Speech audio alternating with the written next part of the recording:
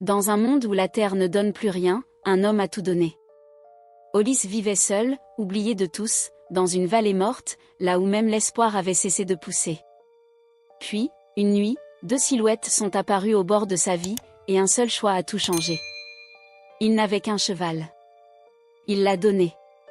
Ce qu'il ignorait, c'est que ce geste allait déclencher une chasse, révéler un secret capable de briser des empires, et transformer un homme brisé en symbole de courage. Index revers pointant vers la droite blanc. Ceci n'est pas une histoire de guerre. Index revers pointant vers la droite blanc. C'est une histoire de bonté, et de conséquences. Regarde jusqu'au bout, car parfois, le plus petit acte peut changer le destin de tout un peuple. Dans une vallée oubliée par la pluie, un éleveur solitaire nommé Ulysse vivait depuis des mois sur un ranch à l'abandon. La sécheresse avait détruit ses récoltes, et le silence était devenu son seul compagnon. Un soir, alors que le soleil disparaissait à l'horizon, deux jeunes femmes apparurent près de sa propriété, épuisées, affaiblies par un long voyage. Elles ne demandèrent rien. Elles se contentèrent de regarder, comme si l'espoir n'était plus une option pour elles. Ulysse comprit sans mots qu'elles avaient besoin d'aide. Son dernier bien de valeur, son unique moyen de partir un jour, était un cheval qu'il avait protégé comme une part de lui-même. Pourtant, il fit un choix que peu auraient osé faire. Il leur offrit cet animal, sans explication, sans attente de retour. À l'aube suivante, le paysage changea. La ligne de l'horizon se remplit de silhouettes avançant ensemble, calmes et organisées. Des cavaliers. Beaucoup de cavaliers. Ulysse ne bougea pas. Il savait que ce moment était lié à sa décision de la veille. Lorsqu'ils arrivèrent, une femme s'avança, c'était l'une des deux sœurs. Elle lui annonça que leur père voulait le voir.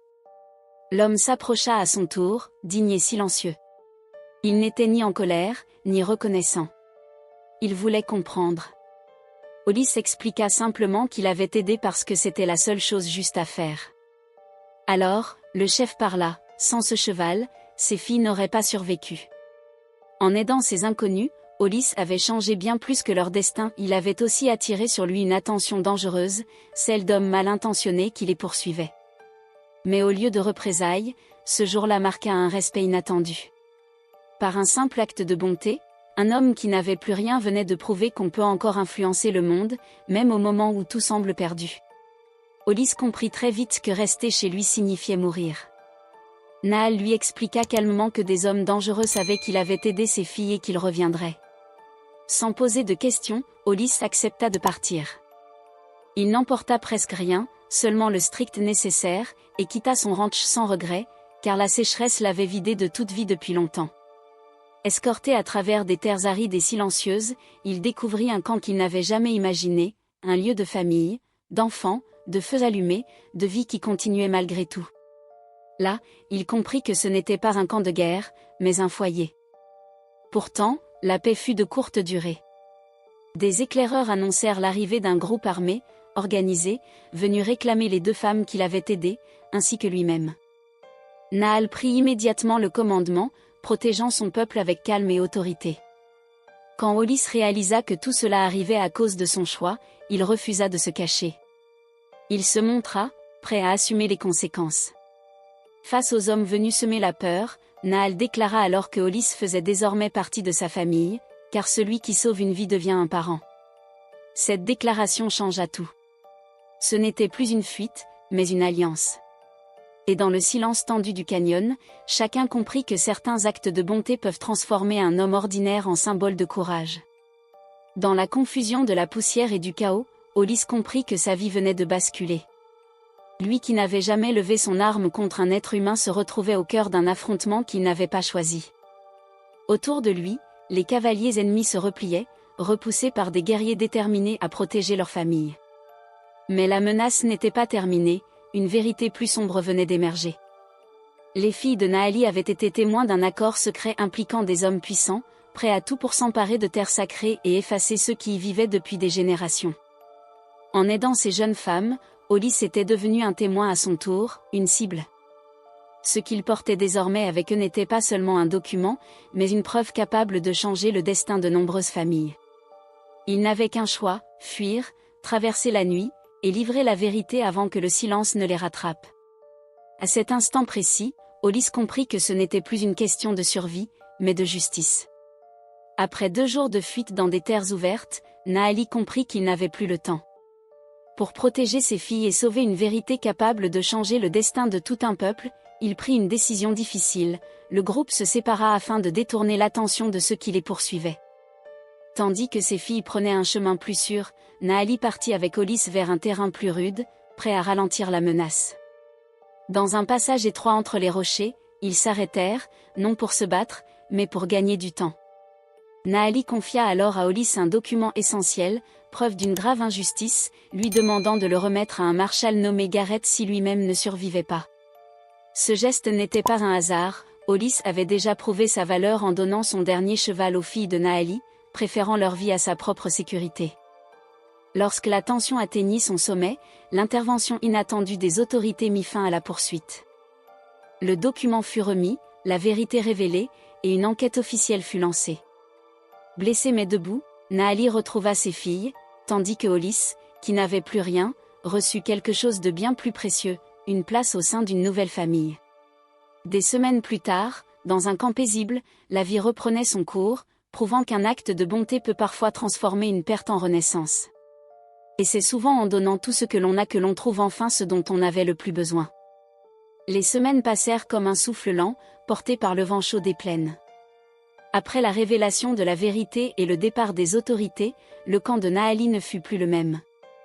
La menace s'était éloignée, mais les cicatrices restaient visibles, gravées dans les regards, dans les silences, dans la façon dont chacun observait l'horizon avant de dormir. Hollis, lui, n'était plus un homme de passage. Sans que personne ne le dise clairement, il était devenu l'un des leurs.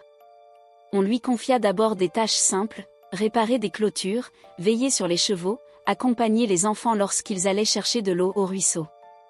Il travaillait en silence, mais ce silence n'était plus vide. Chaque matin, il se levait avec une raison, et chaque soir, il s'endormait avec la certitude d'avoir compté pour quelqu'un. Cette sensation était nouvelle, presque déroutante. Lui qui avait vécu des mois dans la solitude d'un ranch mort, entouré de terre craquelée, se retrouvait maintenant au cœur d'un monde vivant. Nahali observait Hollis avec attention. Il ne posait pas de questions inutiles, ne demandait rien de son passé. Chez son peuple, les actes parlaient plus fort que les histoires. Et l'acte de Hollis avait déjà dit l'essentiel. Un soir, alors que le feu crépitait doucement, Nahali s'assit à côté de lui. Il lui tendit une tasse d'infusion amère faite de plantes du désert. « Tu sais pourquoi tu es encore ici ?» dit-il simplement. Hollis hocha la tête sans répondre. « Parce que tu as donné sans attendre », poursuivit Nahali. « Et ceux qui donnent ainsi ne sont jamais vraiment seuls. » Ces mots restèrent gravés dans l'esprit de Hollis comme une promesse. Mais le calme n'était qu'un répit. Les terres autour du camp attiraient désormais l'attention. La disparition de certains hommes puissants, l'enquête en cours, la révélation de documents compromettants avaient créé un vide. Et dans les territoires de l'Ouest, les vides appelaient toujours des prédateurs. Les éclaireurs revinrent un matin, nerveux. Des étrangers installaient des camps à la lisière des collines, trop organisés pour être de simples voyageurs. Nahali comprit aussitôt, les hommes chassés n'avaient pas abandonné. Ils avaient changé de méthode. Cette nuit-là, le conseil se réunit autour du feu central. Les anciens parlaient peu, mais chaque mot pesait lourd. Il n'était plus question de fuir. Le peuple de Nahali avait déjà trop cédé. Si la vérité avait été révélée, la terre, elle, restait vulnérable. Hollis prit la parole sans s'en rendre compte. « Ils reviendront tant qu'ils penseront que nous avons peur, dit-il. Je connais ces hommes. Ils se nourrissent du silence. Si on leur montre qu'ils n'ont plus de prise, ils reculeront. » Les regards se tournèrent vers lui, surpris. Nahali sourit légèrement. Ce n'était plus un étranger qui parlait, mais un homme qui protégeait sa maison. On décida alors de faire quelque chose d'inattendu, envoyer des messagers vers les ranchs voisins, vers les villes oubliées, vers tous ceux qui avaient souffert des mêmes injustices. La vérité avait été révélée aux autorités, mais elle devait maintenant vivre parmi le peuple. Les jours suivants, Hollis accompagna les messagers. Il retrouva des lieux qu'il croyait morts, des fermes abandonnées, des puits à sec, des familles brisées par les mêmes hommes, les mêmes accords secrets. Partout, la colère dormait encore, mêlée à la peur. Mais lorsqu'il racontait son histoire, le cheval donné, les filles sauvées, la fuite, la vérité, quelque chose changeait dans les regards. Une étincelle. À son retour, le camp avait grandi. Des familles arrivaient chaque semaine, apportant peu de choses mais beaucoup d'espoir. Des tentes s'élevaient là où il n'y avait que du sable. Des rires d'enfants couvraient parfois le bruit du vent. Un soir, alors que la lune éclairait les collines, Nahali annonça une décision qui surprit tout le monde, le camp ne serait plus un refuge temporaire. Il deviendrait un lieu permanent. Un foyer ouvert à ceux qui n'en avaient plus. Hollis sentit alors quelque chose se dénouer en lui. Pour la première fois depuis longtemps, il ne pensait plus à partir. Mais la paix avait un prix. Les hommes puissants, acculés, tentèrent une dernière manœuvre, ils envoyèrent un émissaire, porteur d'un accord mensonger. Des terres contre le silence. De l'argent contre la mémoire. Nahali refusa sans hésiter. Cette nuit-là, le camp se prépara au pire. Les feux furent éteints, les enfants mis à l'abri, les cavaliers postés sur les hauteurs. Hollis se retrouva à côté de Nahali, tenant une arme qu'il n'avait jamais voulu utiliser. Il tremblait, mais il ne recula pas. Les silhouettes apparurent à l'aube, comme la première fois, mais cette fois, elles n'étaient plus seules. Des ranchers, des familles, des hommes et des femmes venus de loin se tenaient à leur côté. L'histoire de Hollis avait voyagé plus vite que la peur. Face à cette multitude, les hommes puissants comprirent qu'ils avaient perdu. Il n'y eut pas de bataille. Seulement un recul lent, humilié, définitif. Lorsque le silence retomba, Hollis laissa tomber son arme dans le sable. Il n'avait pas gagné une guerre. Il avait aidé à en empêcher une. Des mois plus tard, le désert montrait déjà des signes de renaissance. Des pluies rares mais régulières revenaient. Des graines plantées ensemble commençaient à pousser. Le ranch abandonné de Hollis ne fut jamais reconstruit, mais son souvenir restait comme une étape, pas une fin. Un matin, Nahali confia à Hollis un jeune cheval. « Celui-ci est né ici, dit-il. Il n'appartient à personne. Mais il choisira son chemin. » Le cheval s'approcha de Hollis et posa son museau contre sa poitrine. Hollis sourit. Pour la première fois depuis très longtemps, il sut exactement où il était à sa place. Et dans cette vallée autrefois oubliée par la pluie, on raconta longtemps l'histoire d'un homme qui n'avait plus rien, mais qui, en donnant tout, avait appris à vivre de nouveau. Le temps n'avançait plus de la même manière dans la vallée. Les jours ne se succédaient plus, ils s'enracinaient. Hollis s'éveillait chaque matin au même chant d'oiseaux, au même parfum de cendres froides, et pour la première fois de sa vie, cette répétition ne l'étouffait pas. Elle le construisait. Le jeune cheval que Nahali lui avait confié grandissait vite. Hollis l'appela Achen, en souvenir de tout ce qui avait brûlé pour permettre cette renaissance. Chaque jour, il l'entraînait au lever du soleil, non pour fuir, mais pour rester. Ce geste, simple et patient, devenait une prière silencieuse, tant qu'il s'occupait de cet animal, il appartenait à quelque chose de plus grand que lui. Les enfants du camp l'avaient adopté. Il suivait Hollis partout, posant des questions sans fin sur le monde au-delà des collines. Il leur racontait des histoires de villes, de trains, de ranchs disparus, mais toujours il revenait à la même leçon, ce ne sont pas les lieux qui comptent, mais ce que l'on choisit d'y faire. Nahali l'observait souvent de loin, comprenant que Hollis transmettait déjà sans le savoir. Pourtant, une ombre persistait. Un soir, alors que le ciel était rouge comme une blessure ouverte, un messager arriva au camp, épuisé. Il venait du nord. Les autorités avaient arrêté quelques hommes, mais les plus puissants étaient restés intouchables. Pire encore, une rumeur circulait. Les terres de la vallée allaient être déclarées zones stratégiques, ce qui permettrait leur saisie légale. Nahali réunit les anciens. Le silence fut long, lourd. Cette fois, il n'y aurait pas d'ennemis visibles, pas de cavaliers à repousser. La menace avait pris le visage froid des lois, des papiers, des sceaux officiels. Hollis comprit immédiatement ce que cela signifiait, une guerre sans armes, où l'on ne saigne pas, mais où l'on disparaît. Ils veulent effacer notre existence sans faire de bruit, dit Nahali. Alors il faut faire du bruit, répondit Hollis. La décision fut prise, Hollis partirait, accompagné de l'aînée des filles de Nahali, Illyra, celle qui avait vu le document, celle qui savait lire les signes du monde moderne.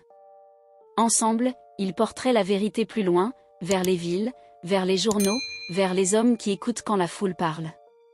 Le départ eut lieu avant l'aube. Nahali posa une main sur l'épaule de Hollis. « Tu es entré ici comme un homme sans terre. Tu pars comme un homme qui emporte plusieurs sur son dos. » Hollis n'eut pas besoin de répondre. La route fut longue. Ils traversèrent des villages où l'on n'avait plus vu d'espoir depuis des années. Illyra parlait peu, mais chaque fois qu'elle ouvrait la bouche, ses mots étaient précis, tranchants. Elle connaissait la peur, mais elle n'y obéissait plus. Dans une grande ville poussiéreuse, ils réussirent à rencontrer un journaliste vieillissant, un homme que plus personne n'écoutait. Il lut les documents, observa leur visage, et comprit. « Ce que vous portez là est plus dangereux que des armes, dit-il. » L'article parut une semaine plus tard. Puis un autre. Puis d'autres encore. Le nom de la vallée fut prononcé à voix haute, pour la première fois depuis des décennies. Mais les représailles ne tardèrent pas. Une nuit, sur la route du retour, des coups de feu éclatèrent. Ils se réfugièrent dans un ravin. Achen, affolé, se cabra. Hollis fut touché au bras. Le sang coula, chaud, réel. Illyra voulut rester, se battre, mais Hollis la força à continuer. « Tu dois rentrer, dit-il. Même si je n'y arrive pas. » Il se releva, seul, attirant les poursuivants loin d'elle. La nuit avala les bruits. Hollis marcha jusqu'à l'épuisement, jusqu'à tomber à genoux dans le sable. Il pensa alors à son ranch, au cheval qu'il avait donné, à ce premier geste qui avait tout changé. Il sourit malgré la douleur. Il n'avait jamais cessé de donner. Quand il se réveilla, il y avait des voix autour de lui. Des mains. Des visages connus. « Nahali. Tu es plus têtu que le désert, » murmura le chef. Il l'avait retrouvé grâce à Illyra. Il l'avait ramené. La vallée était en fête le jour de son retour. Des drapeaux improvisés flottaient au vent. Des chants montaient. La lutte n'était pas finie, mais le monde savait maintenant. Des mois passèrent encore. Les terres furent officiellement protégées. Les hommes puissants tombèrent un à un, non sous les balles, mais sous la lumière. Et un soir, sous un ciel plein d'étoiles, Nahali annonça ce que tous savaient déjà. Hollis ne sera plus jamais un invité. Il est l'un des nôtres. Et un jour, quand je ne serai plus là, il se souviendra pour nous tous. Hollis sentit les larmes venir, sans honte. Dans la vallée oubliée par la pluie, un homme avait donné un cheval et reçu un peuple.